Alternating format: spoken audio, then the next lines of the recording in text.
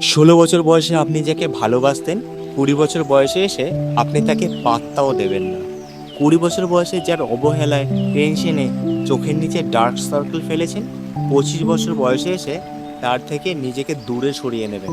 স্নাতকের প্রথম বর্ষে যে পরীক্ষায় ফেল করে অঝরে কেঁদেছিলেন, ফাইনাল বর্ষে পাশ করার পরে সেটা একেবারেই ভুলে যাবেন।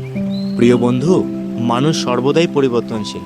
ম্যাচুরিটি বৃদ্ধি পাওয়ার সাথে সাথে মানুষ অনেক কিছুই নির্দ্বিধায় ত্যাগ করে দিতে পারে, এবং এই ত্যাগের মাধ্যমে যে প্রকৃত প্রশান্তি লাভ করতে পারে।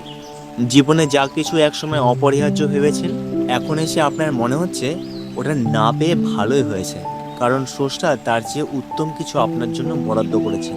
আজ আপনি যেসব সমস্যার সম্মুখীন হচ্ছেন তা দেখে মনে হতে পারে এখানেই বুঝি শেষ। নিশ্চিন্তে থাকুন যে সব কুয়াশা কেটে যাবে এবং এই পরিস্থিতিও শেষ হবে।